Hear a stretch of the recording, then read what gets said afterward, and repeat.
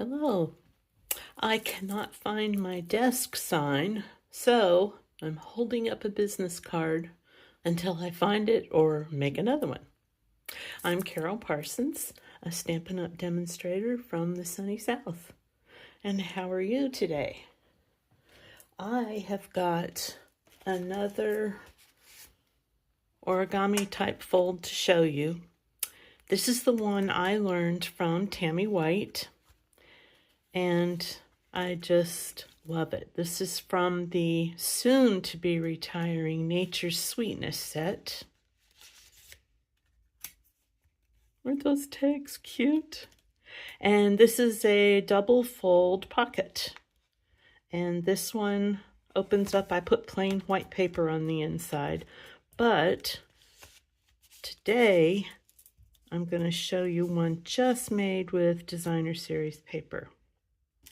So this is the one that I made last night, and I did it backwards, but it's okay because I'm going to give it to my best friend and she won't care if it's backwards. And now I'm going to show you why I made it backwards. It's really a good idea to have a template, which I did, right? This helps you know where you're going.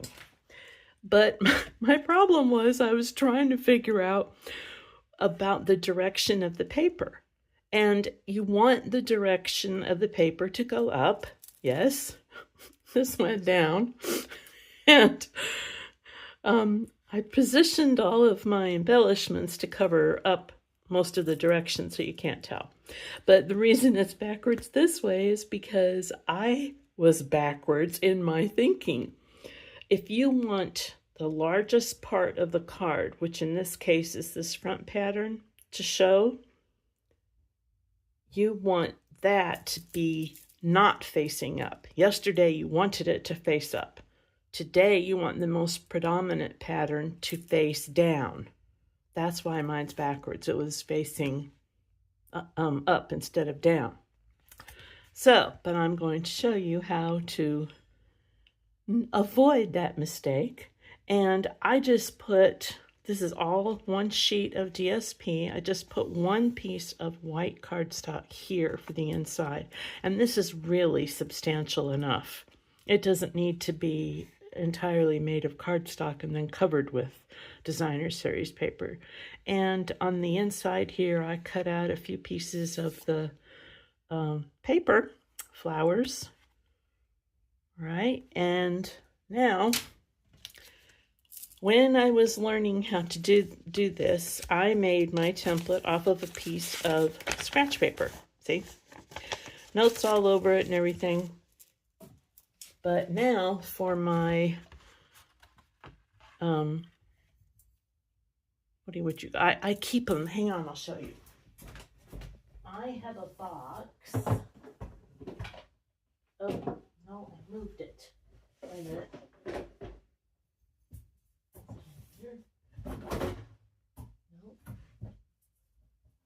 Aha.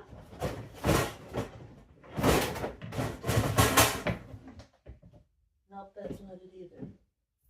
Wait.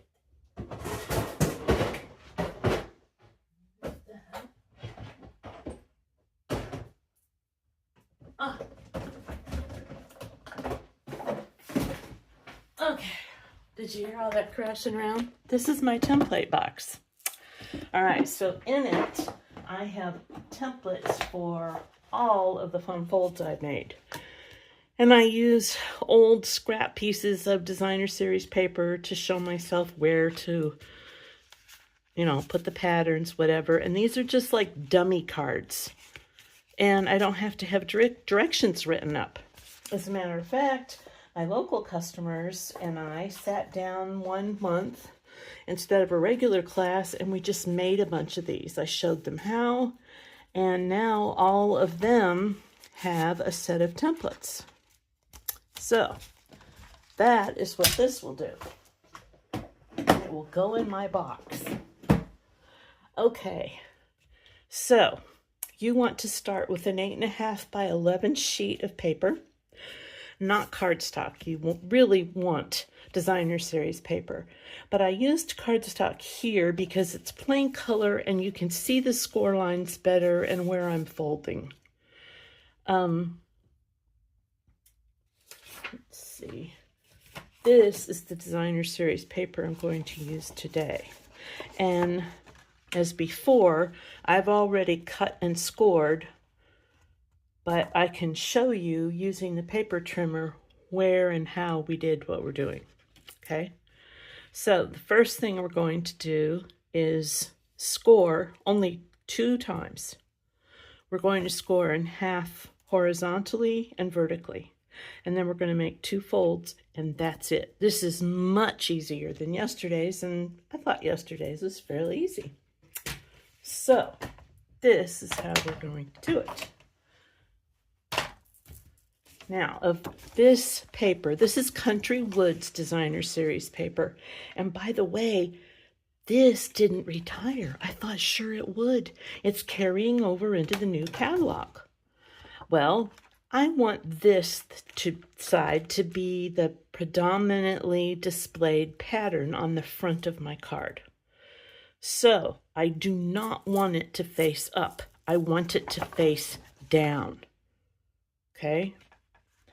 And I will do my scoring and showing you what I'm doing with this side.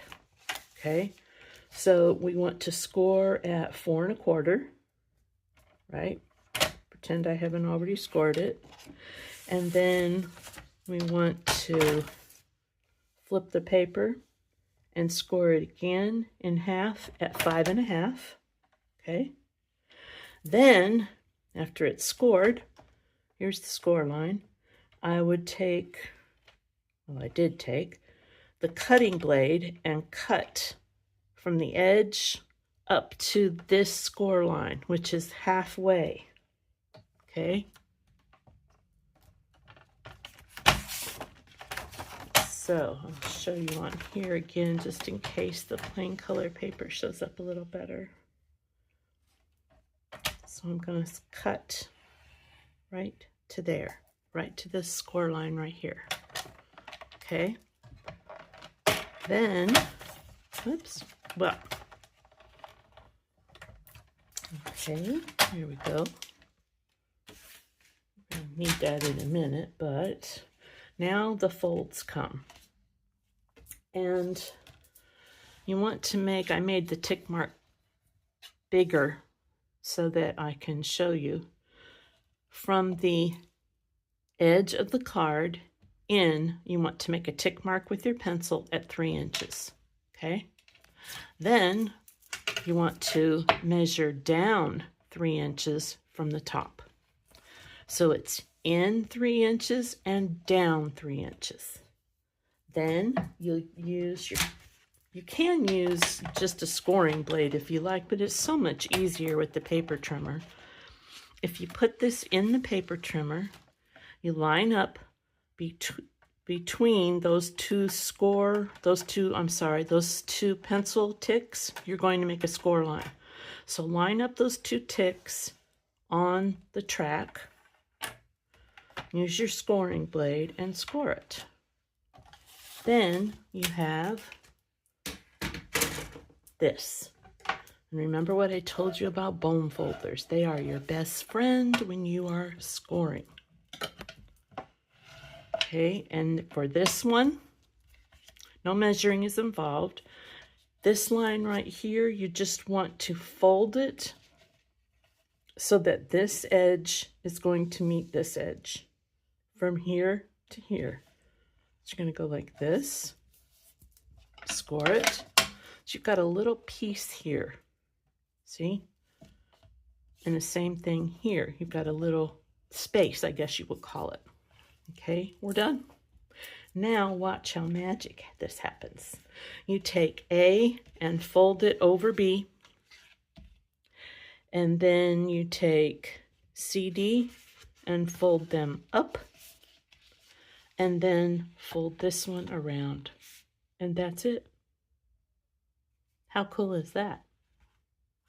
All right, now I wrote a note here. If you've got a patterned paper, you want the pattern up right? So the paper size, here's your paper, it's 8.5 inches wide. So if it's a vertical pattern, you want it to go this direction, okay? And the 8.5 is the width. 11, so it's going to be in portrait position. Remember, this is not the side that we want to be predominant. This is the side we want to show more of. So we're going to go ahead and fold those. Remember, I told you this one over this one up, and this one over. Now, this looks nice, but if you want to jazz it up a little bit, look what you can do. You can take a plain piece of, or not a plain, a more plain or just coordinating pattern of DSP and glue it right on this space, and then turn it over and trim it off. And that's how I got this third look here. And I did the same thing here. See, this is a different pattern. Okay, and what else did I want to tell you? These little flaps, I glued mine down. You could cut them off if you want, but there's no need to. I glued both of those flaps down. And I also glued this and this a little bit. Let me show you on here. Even though it's backwards. See, it's all closed up. You can see a little gap right there I left to show you. And then you just make whatever tags you'd like to put in there. You can have a different size if you like. What I used on this one, I got out a retired punch. Don't get rid of your punches. When they retire, they're still golden. So I used this on the top. I thought that was really pretty and kind of feminine. It matches this. This one is probably going to go to my son. So I think I'll put a gift card in there. Not sure what else, other goodies. Definitely a tag saying something, probably something funny or silly. And then on the inside, I'll do the same thing I did with the other one. I'll put a sheet of white paper. And see how that would be kind of wonky if you didn't glue it? That's why I glued that. And that's it. And then for, you know, that pickup truck that is retiring, I'm probably going to use the pickup truck and things on this one. That's it. That's my super quick fold for today. And I will have a sheet with the measurements on it. And I drew a diagram on the computer for you so that you can make a template, because this will be your best friend. This is such a cool fold. You're going to want to do it again. And you'll need something like this to refer back to. Plus, you want to do this so that you can avoid a backwards card. That's it for now. I hope to see you again soon with another video. Check my blog for this free download. I'll put a link in the description box below. Oh, the paper. That was one last thing I wanted to show you. This paper is coming up in the new catalog. And this is called Florals in Bloom. It's part of a double suite. There are 2 stamp set bundles and dies that go with it. But look at all the colors of cardstock that coordinate with these beautiful papers. They're so pretty. I've been having fun with it, and I don't even have the stamp set and dies yet. But I will. Okay. Have a great week. Bye.